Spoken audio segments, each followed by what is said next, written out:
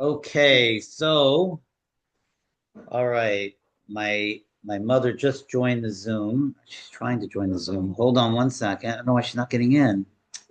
Oh, hold on one second. There she goes. Okay.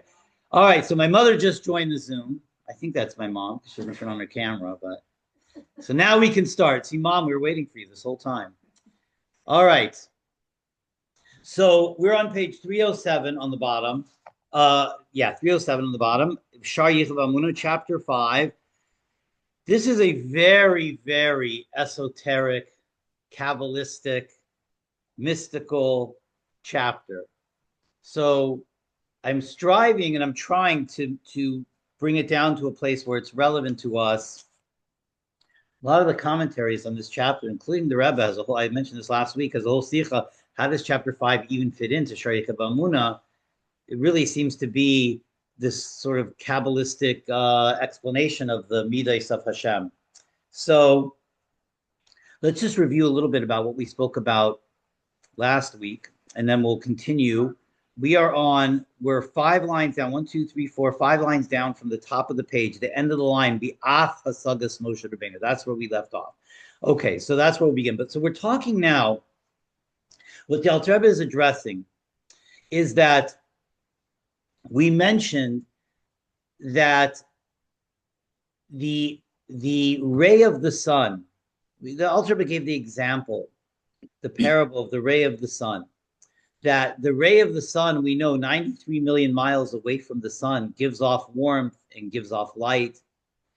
And so obviously, logically, if 93 million miles away from its source, it gives off light and it gives off warmth, the closer you get to its source, the more light, the more warmth.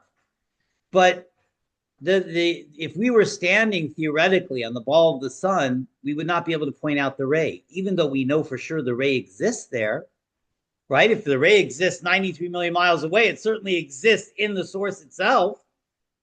But in the source, the ray is actually completely subjugated, completely nullified, completely absorbed into its source. And the only way that the ray has an independent sort of existence that we could point out this is the ray of the sun is when it's separated from its source. Because when it's so close to its source, it becomes subsumed, absorbed into the powerful source. And the Alter Rebbe is using this as an example for us, because we are also connected to our source, but we don't feel that connection. And that is because of the divine attribute of Shem Elokim. And the Alter Rebbe explained that the two names of Yud Kei Vav Kei and Elokim represent different attributes of Hashem. Yud Kei Vav Kei represents Hashem's name of divine flow, divine blessing, divine creation, divine chesed, divine hashpah. And Shem Elokim is the divine force that restricts that divine flow so that the creations will not become obliterated. Because if we were exposed to pure Shem Havaya with no filter at all, the godly light would be so intense and so powerful, it would obliterate creation. So creation comes about because there's a filter on that divine light, which is also one of the divine midas, Shem Elokim. So you have Chesed, which is Shem Havaya, the divine flow, the divine creative force, and you have Gevura, which is Shem Elokim, which constricts the Chesed. So therefore, even though we are connected to our source, and the Alter is even more than the ray of the sun, because we're not 93 million miles away from our source. We're actually like the child in the womb of its mother. We are in our source. Our source is right here. Hashem is right here. The only thing is, because of Shem Elokim, that divine presence is concealed so that we don't perceive it, so that we don't become obliterated by it. And this is the greatness of the Messianic era. When Mashiach comes, this is what we're asking for. When Mashiach comes, that Shem Elokim will be lifted and will be exposed to Shem Havaya, unfiltered. And because of the mitzvahs that we've done, because of the refinement that we've brought to the world and to ourselves, we'll be able to receive and benefit from that, the light of our source. without becoming obliterated by it. That is the Messianic era, where we will be able to perceive godliness even with our physical perceptions, our physical senses. But meanwhile, while we're in exile, we are connected to our source, but we don't feel that connection. And that's because Shem Elokim, the divine force of Gevura, conceals our source from us, so that we have Bechira, we have free choice, we can fulfill the whole purpose of creation, which is utilizing our Bechira to make the world a better place. Okay. So that's where we left off. So we said, and the Alter Rebbe ended off with the idea that the truth is we could talk about this and we could say the words and try to understand it as much as our human intellect has the capacity to understand. And to the contrary, the Rambam says that we have an obligation to understand concepts in godliness as much as we are able to, but at the same time, realizing and recognizing that as much as we're talking about these ideas and we're putting them into a language that we could somewhat comprehend and understand and relate to and connect to, we have to realize that as much as we understand, we really don't understand. We really cannot fathom the midas of Hashem and how they actually operate. How the same Hashem is the force of creation, the force of chesed, the force of divine flow, and that same God, that same force is Shem Elokim that conceals that divine flow. Exactly how that works, we can't really fathom. And this is what the Alter Rebbe is saying. It's not just us that can't fathom it. It's not just because we're mere mortals, but the great tzaddikim could fathom it. Hashem and his midas are one. And so just as Hashem is infinite, his midas are infinite. And we're finite beings. Even the greatest tzaddik, even the greatest Talmid Chacham, even the greatest spiritual giant is a finite being. And the finite, by definition, can never truly grasp the infinite. And so we're talking about lofty ideas that we're trying to comprehend and that we can as much as we can, but we should realize and recognize, this is what Alter Rebbe is saying, that in the end, we can't truly fathom what the depths of what we're talking about. And so that's where we're picking up. So 5 lines down from the top of the page, the Av Hasagas Moshe Rabbeinu Olav Shalom. Even Moshe Rabbeinu, who the Gemara says was half a malach, who had the greatest understanding of godliness and elokus than any other human being who ever lived and ever will live. Right? There's no Navi as great as Moshe Rabbeinu. When all of the Nevi'im experienced prophecy, the vast majority of Nevi'im who experienced prophecy experienced it in a state of almost like they went into a seizure type of state, because they were unable, their physical body was unable to be a vessel for the incredible godly revelation that they were experiencing. So they would literally go into a seizure. They would fall on the ground, they would strip off their clothes, they were unable to bear and unable to internalize the powerful godly revelation that they were experiencing. The one Navi who was able to actually speak to Hashem and talk to him standing face to face, who was able to internalize this powerful godly revelation of communicating with Hashem, was Moshe Rabbeinu. He's the only one that was able to speak to Hashem panim el panim, without, quote unquote, losing it, so to speak, as all the other Nevi'im, even the great Nevi'im, when they would experience prophecy, would go into this sort of either catatonic state or a seizure type of state or whatever it was, were unable to internalize and communicate with that level of godly revelation that prophecy was, and still remain physically whole. Moshe Rabbeinu was. And yet even Moshe Rabbeinu, who was able to fathom the greatest and communicate with Hashem and fathom and internalize the greatest godly revelations, was truly unable to fathom and comprehend the midas of Hashem. So he says, so again, 5 lines down from the bottom on page 307. The Av Hasagas Moshe Rabbeinu Olav Shalom b'Nevuasai. Even Moshe Rabbeinu, He says the comprehension that Moshe Rabbeinu had in his nevuah was still Moshe Rabbeinu was unable to comprehend the world of Atzilus. The world of Atzilus is the first of the spiritual worlds. When you go from the Ein Sof, the infinite light, to this physical creation, there's sort of an evolutionary stage, evolutionary chaining down. You have the world of Atzilus, which is mostly godly revelation. Then the world of Bria, which is a more condensed godly revelation. In the world of Bria, that's where you have Malachim, that's where you have Neshamas, lofty Neshamas. Then the light gets constricted even further, and you have a further world, a descent, the world of Yetzirah, then the world of Asiya, and then our physical world. In each world, the godly light gets more and more contracted and concealed until this world where the light is completely concealed. Now, the highest world, the world of Atzilus, is the exact opposite of this world. That is primarily divine light. And in fact, it is such an intense divine light that the world of Atzilus is incomprehensible to created beings. Even Neshamas and Malachim don't exist in the world of Atzilus. So even Moshe Rabbeinu, the greatest Navi, was unable to comprehend Hashem's midos as they exist in the world of Atzilus, meaning pure chesed, pure gevura. Moshe Rabbeinu was unable to comprehend it. So when we talk about chesed and gevura, Hashem's midos, Shem Havaya, the name that creates, Shem Elokim, the name that contracts and conceals, chesed, gevura. If Moshe Rabbeinu couldn't really understand it, we have to realize we can't either. So this is what the Alter Rebbe is saying, that we're trying to comprehend, and we have an obligation to comprehend as much as we can, but let's realize we're treading on ground that really is above our pay grade, so to speak, above our ability to comprehend. So even Moshe Rabbeinu lo haisa ba'elam atzilus ela al yidei hislav shusay ba'elam habriya. The only levels that Moshe Rabbeinu was able to comprehend were the levels of godliness coming from the world of Bria. Again, that's the second world.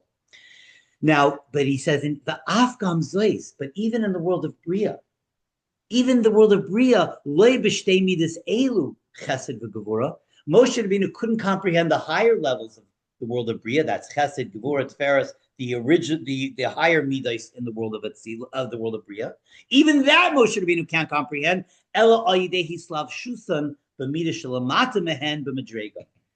Moshe Rabbeinu was only able to understand the lower levels of the world of Bria. So he only understood chesed and gevura of Bria as that chesed and gevura was filtered through the lower midas of shehein, netzach, hayid yisoid. Netzach, hayid yisoid are the lower midas in the world of Bria. As it's written in the Sha'ar HaNevuah, a sefer of Kabbalah. So basically, what we are saying is the world of Atzilus completely off limits to Moshe Rabbeinu's comprehension. The next world down, the world of Bria, the higher levels of Bria, even Moshe Rabbeinu still cannot comprehend. The lower levels of Bria, that's where Moshe Rabbeinu's comprehension began. So when we're talking about Hashem's chesed and Hashem's gevura, which is the world of Atzilus, Hashem's midas as they exist in the world of Atzilus, we have to realize even Moshe Rabbeinu couldn't understand that. Moshe Rabbeinu was only able to understand the world of Bria.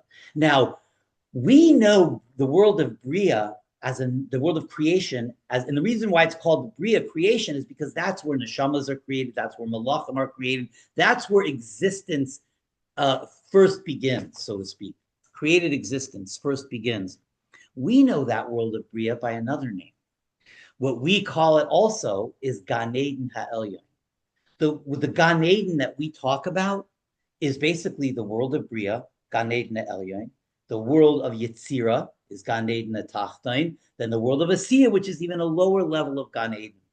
And so this is when the neshamas, after having served Hashem in this world for 120 years or however long, based upon our Avedis Hashem in this world, as the Alter Rebbe is going to say, that determines where our neshama ends up in the world of Yetzirah, in the world of Bria, etc. And what happens? What does our neshama do in those worlds? What are the neshamas doing? Somebody was in the waiting room, sorry. What are the neshamas doing in Gan Eden? What are they occupied with? What are the neshamas doing there? There's no work, right? There's no parnasa. There's no bills to pay. what exactly are the neshamas doing in Gan Eden? So basically, what Gan Eden is, again, the world of Bria, the world of Yetzirah, it's godly revelation. And what the neshamas are doing are internalizing the godly revelation at the level of where they're at. So in the world of Bria and in the world of Yetzirah and all these worlds, they're subdivided into an infinite number of worlds. Each world in the world of Bria is a descent in godliness. The higher the world, the higher level of godliness. So based upon our Avedis Hashem here, based upon, and as Alter is going to describe, the Torah that we learn and the mitzvahs that we do. Each one of those, the mitzvahs that we do and the Torah that we learn, have an effect on our Gan Eden experience. Ultimately, as the Alter describes, we actually create our own Gan Eden experience based upon our actions in this world. So, and Alter is going to describe it now in greater detail. So basically, what the neshama is doing is, based upon where we fall in Gan Eden or where we rise to in Gan Eden, we come to that world, and at that level of godly revelation, the neshama internalizes that revelation, experiences that revelation. And that is primarily an intellectual comprehension of that level of godliness. That intellectual comprehension is incredibly pleasurable for the neshama. And so the neshama spends a year at that station in Gan Eden, comprehending, internalizing godliness. And at the end of that year, the neshama ascends to the next world. That's why by a yahrzeit, every yahrzeit, the neshama goes up another world, whether it's in the world of Yetzirah, the world of Bria, the neshama goes up another world. And meaning to say, the neshama now has a whole new level of divine comprehension at an entirely new level, which is an entirely new pleasure. And that's, I'm going to answer your question in 1 second. And that's why the one thing that we can do for neshamas that have passed on from this world to the next is we do mitzvahs in their schus, or we learn Torah in their honor. And what happens is, if we're doing it in their schus or in their honor, they get credited for it. And so they get a boost to a higher world in their Gan Eden. And that is the greatest gift that we can give them, a boost to a higher world where they have a new higher level of divine comprehension. Yes, Malko, what we can say. Is it like for certain that they go? Nothing for certain because they don't know. But is it supposed to be that they go up levels every yoke side? What about if they leave a generation or Hashem, let's say, or that they don't do good things?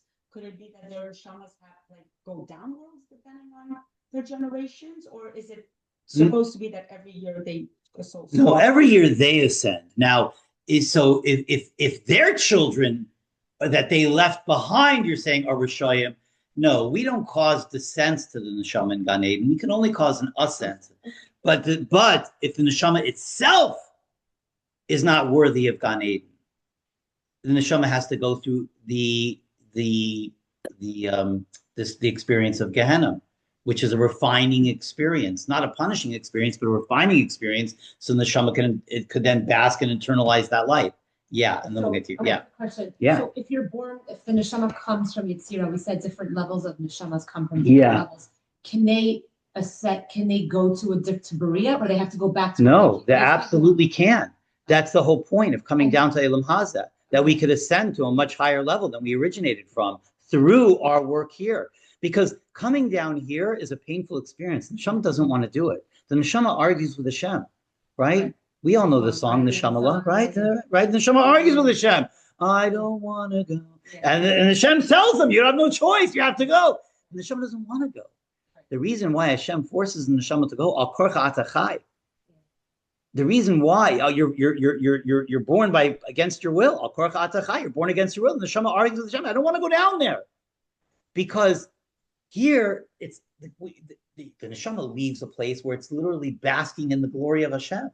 And it comes down here where it has to deal with darkness and evil and Rishayim and difficulties and pain and life experiences. And the neshama sees that all from up above and says, I don't want to do that. So once you die here, you can't make any more of that effort. You're saying that Correct. that you got one Correct. shot at it. Correct. And once you pass away, Correct. That's where you're at. Correct. Or you're saying that the soul goes somewhere where it is given another choice, another chance, like Gehenna, and it does it for it. Two separate things. Okay. Number one, yes, what you said first is correct. So let me just finish off my thought I was saying before. So Hashem sends the neshama down against it. So why? Because Hashem understands that through working here and through dealing with the darkness and the difficulties and the challenges and the strife in Olam Hazeh, and holding on to your spiritual integrity, holding on to your spirituality, you are now able to ascend to a much higher level that you originated at. Now, what was the last thing you said? So if someone dies and that's it, they're done. Sorry, 1 second. So let me address that. So all of the work that we do in this world ultimately translates into where we end up in the next world. Now, once our soul leaves this world, then you're right. Then we can no longer do a mitzvah. That's why you're born against your will, but you'll see oftentimes souls hang on long after their bodies have worn out. They don't want to go. And the reason why is because when the soul is facing death, especially when the body deteriorates, etc., that's an incredibly lofty spiritual state. When the body deteriorates close to death, we often look at that as, well, what is this person accomplishing? They're laying in a hospital bed in a coma and they're not accomplishing anything. And that's what we think, but that's not reality. As long as the soul's in the body, even if it's doing nothing but laying in a hospital bed in a vegetative state, that soul is rectifying and purifying Olam Hazeh and is accomplishing. Sorry. Yeah. So I'm going to get you 1 second. But we can't see that accomplishment. But the soul understands it. And therefore, al korcha tameis, it also says, you're born against your will and you pass on against your will. The soul doesn't want to leave this world because the soul understands mitzvahs. Every moment in this world, every second in this world, and certainly every moment involved in Aveda is what you're able to accomplish and achieve. And thereby ascend to is unfathomable. But once that neshama departs, then the neshama can no longer accrue any more merits, except for when we act notoriously in its honor, in the honor of that neshama. Then the neshama gets credited for the mitzvahs that we do, for doing it li'ilui nishmasa. So what about the whole Gilgulin? Is that not another? So yes. So yes. So Gilgulim are again, we're going off topic here, but it's an important. No. It's Gilgulim are a real thing, especially in the mystical branches of Judaism. Gilgulim are a real thing. So what happens is, oftentimes, our souls depart, and we haven't yet finished the job that we're meant to finish. So part of our soul that gets refined remains in Gan Eden, and part of that soul that needs to be refined breaks off into another soul. So most of us are not just one soul. Most of us are little tiny sparks. Like all of us sitting around this table may be sparks of one general neshama that had to come back. So yeah, most of us are not just one original soul. Most of us are offshoots, break-offs of a neshama that part of the neshama had to be refined. So yeah, sometimes you'll come across somebody and you'll, without any even long conversation, you immediately develop sort of an attraction and affinity to this person. Oftentimes it's because there's a soul connection there. There's a soul relationship there. Yeah. Yes, Ma. First of all, I wanted to say, Rabbi, one of the classes. So this is my Aunt Cheryl from Florida. Hi, Aunt Cheryl from Florida. No. It's both. Both. I Both. remember the neshama wants to stay so much in this world because they know how much they have to do that, even when they're in a vegetable state. Yeah. And let's say they have nothing, they're in respirators. Sometimes they hang on to their lives. Just that thing of hanging on to their life, they still accomplish so much, right? That's what you were saying. And then another thing I wanted to quickly ask Rabbi is, there's so many interpretation of Gehinnom, right? Yeah. What Gehinnom is, cleansing process, this. Yeah. Could it be also something that I've learned that, when you go to the next world, there is so much, like you're basking so much in Hashem's presence and godliness and the truth up there, that when you review your whole life, just the fact of reviewing your life every day is being reviewed. just the fact of the things that you know at that point, you know that what you had done that day wasn't necessarily the right thing, that itself is Gehinnom for the soul. Yeah, I mean, sometimes the review of your life is not necessarily a pleasant experience, depending upon how you lived and the things that you did. But yeah, that the Baal Shem Tov says, I love this. This is my favorite word from the Baal Shem Tov. The Baal Shem Tov defines Gehenna. He says, we think of Gehenna as some kind of celestial barbecue, but that's not what Gehenna is at all. Gehenna is really because what happens to the soul in Gan Eden, as we're saying, is Gan Eden is a totally and pure spiritual experience where the soul basks and internalizes and has tremendous pleasure from godly revelation. But as long as the soul, which just lived in this world for 70, 80, 90, 100 years, whatever it is, the soul's still very attached to physicality. And as long as we have any attachment to physicality, we're not going to be able to internalize that spirituality. We have to lose that attachment to physicality. That's what Gehenna is, basically. It's spiritual experiences. We speak about Gehenna, Shel Eish, Gehenna, Shel Shalach. We're trying to speak in terms that you and I can relate to, but it's not. It's like we were saying before. We can't really understand the Gehenna experience in our physical perception. Bottom line is the Gehenna experience is a purifying, rectifying experience that removes our attachment to physicality. The more we're attached to physicality, to sin, to Averas, to the opposite of Hashem's Ratzon, the more that sticks to our neshamas, the more that has to be cleansed through Gehenna. The cleansing process isn't necessarily a pleasurable process, but it's a necessary process in order for the neshama to get to Gan Eden. So depending upon how the neshama lived, the review of our lives are not necessarily a pleasurable experience, but it might be. The Baal Shem Tov says, this is what I was getting at. The Baal Shem Tov says, you know what Gehenna is? Gehenna is the moment of Yetzias HaNeshama. That moment when the soul leaves the body. The soul is shown a vision of everything that it was meant to be. All of your potential that you were meant to fulfill, everything that you were meant to accomplish in Eilam Haza, and everything that you were meant to be spiritually, you're shown a vision of that. And then you're shown a vision of who you are right now. The disparity between those two is Gehenna, says the Baal Shem Tov. Powerful. Okay.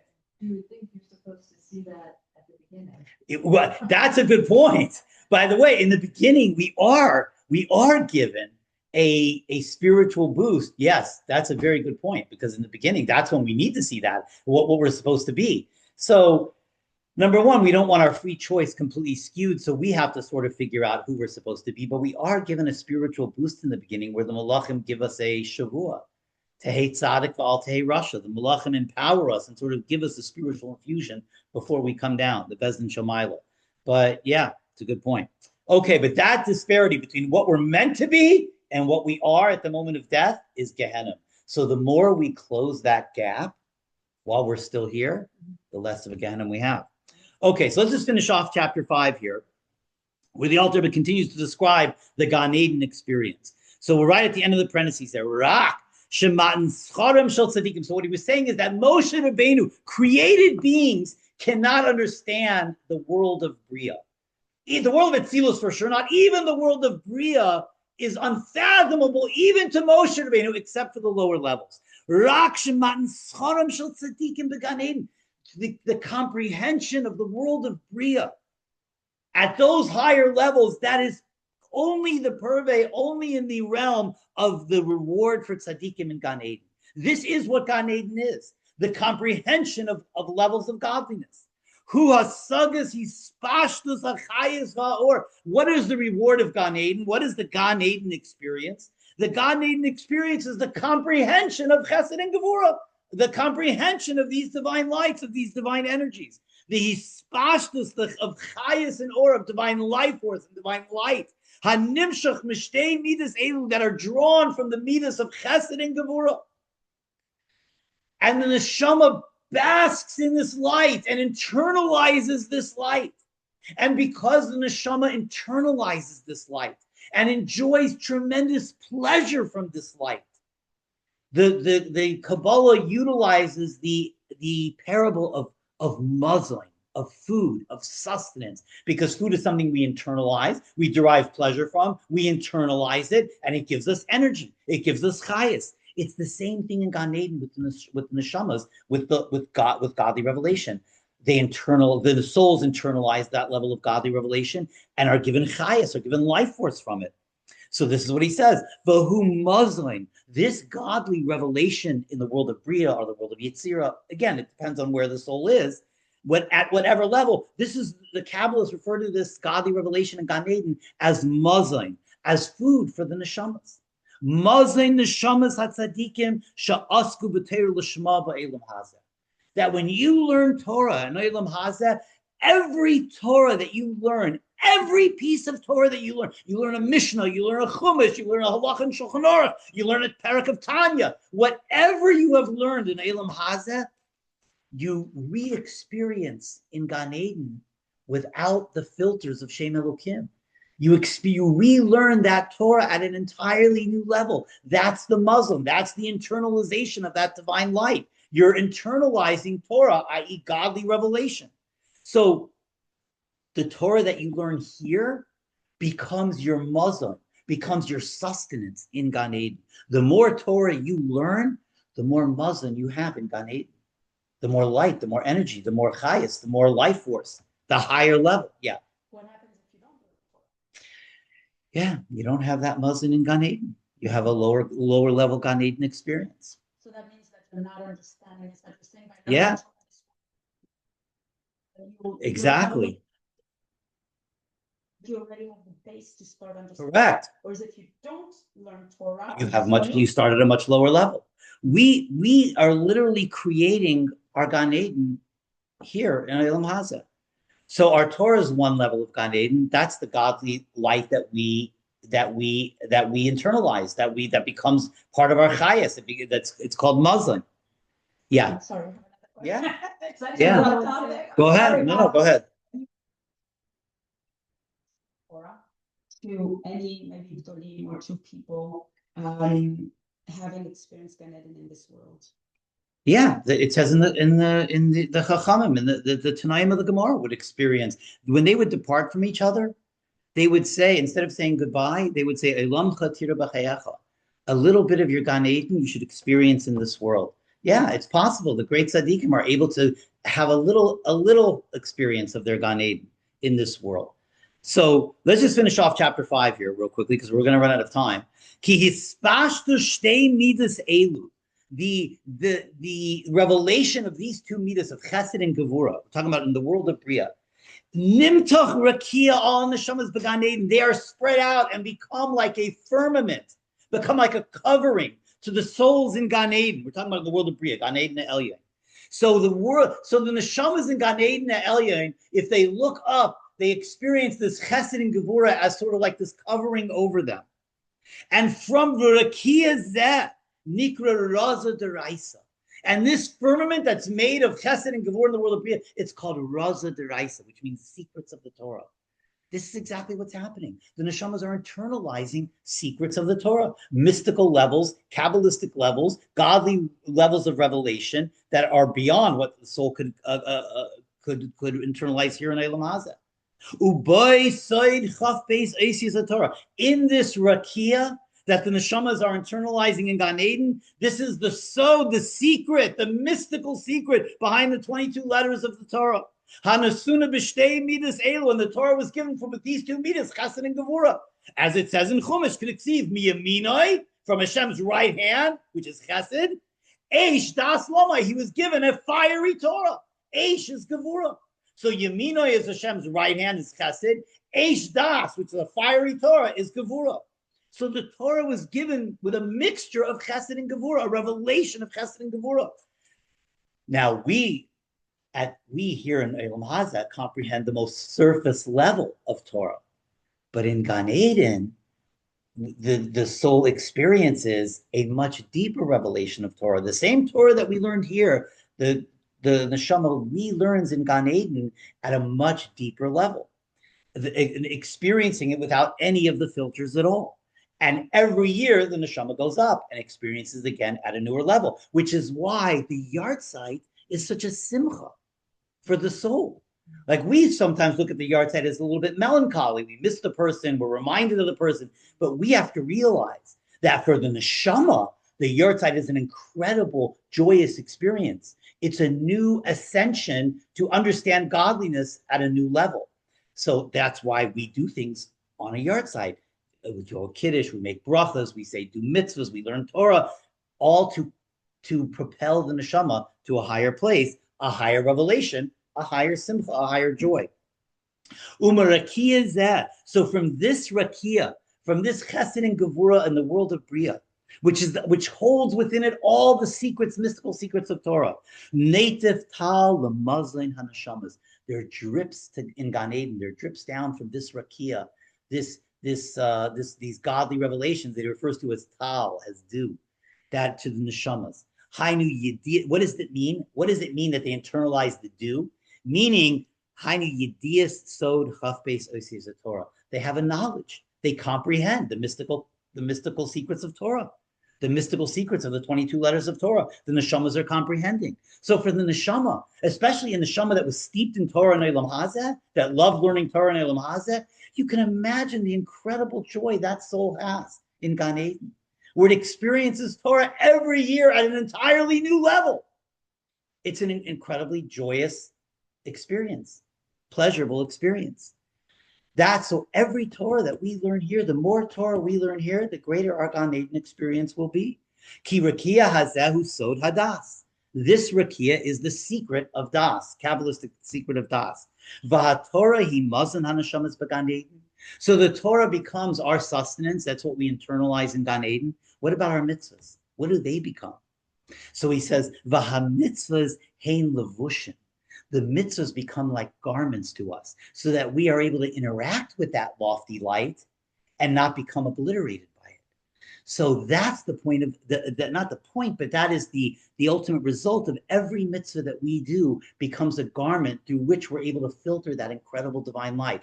The more mitzvahs that we have, the more garments we're able to filter, hence the higher the light we're able to actually internalize. So the Torah becomes the sustenance, and the mitzvahs become the garments through which I can engage with that sustenance and not become obliterated. So literally, the Torah and mitzvahs that I do here create my experience for an eternity.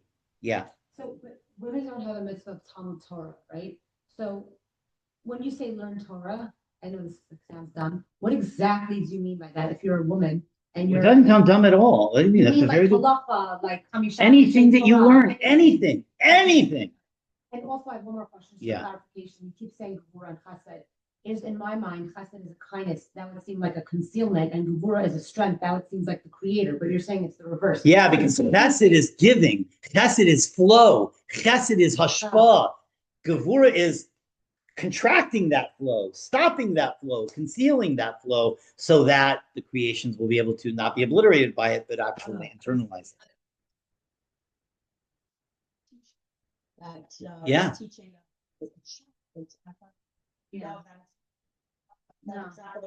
Yeah, that's not my example. That's the example of Chassidus. That a teacher could. I don't know if this is what you're saying, but a teacher could teach the child and give the child as the teacher understands it. I remember once my father-in-law came to speak at Chabad of Tenafly, and he spoke on Torah and science. My father-in-law is brilliant, beyond brilliant. One of those unique, one in a generation type of brilliance. And he came to speak about Torah and science. I remember everybody sitting there. For Danny Weber, it ended up making him frum because no one understood a word he said. It was like way above everybody's head. No one, the rabbis, nobody could understand. But Danny Weber felt like if somebody that smart believes in Torah, then it must be true. But that's the thing. The teacher can give over the student the intellect as it is in his mind. But then that's just an unadulterated chesed. But then it's not chesed to the student because it goes over the student's head.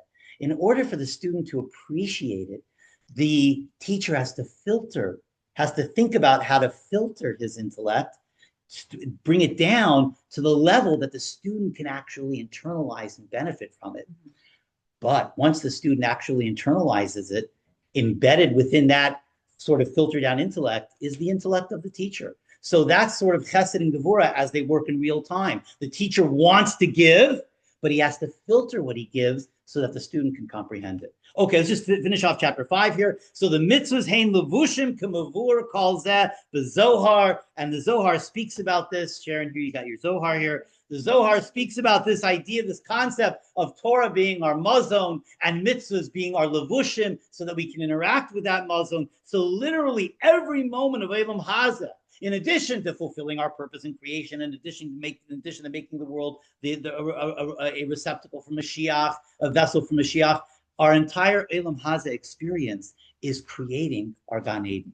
And this is what the Zohar says in Parshas V'Yakel, Daf Reish Tes and Reish Yud, Ube'etz Chaim, which is also another by Chaim Vital, the student of the Arizal, Sha'ar Mem Daled Perek Gimel. So that is the conclusion of chapter 5. This is going to be our last Tanya Shiur before Tishrei. Will Amir Tzashem continue after Simchas Torah? I'll put it out on the group when we begin after Tishrei Amir Tzashem, and we'll continue. Sha'ar Yichud V'Amunah is only 12 chapters, so we're halfway through. When we finish Sha'ar Yichud V'Amunah, I think we'll go back and do Tanya again, our third round through Tanya, which will be a whole new experience, having learned Tanya already 2 times through, and Sha'ar Yichud V'Amunah. We'll understand Tanya on a whole new level. So have a wonderful week, everybody, and we'll see everybody. A wonderful Tishrei, Ksivach, Sima Teva, Shana Teva, Masuka, and we'll see everybody after Tishrei, Amir Tzashem. Thank you, Susan.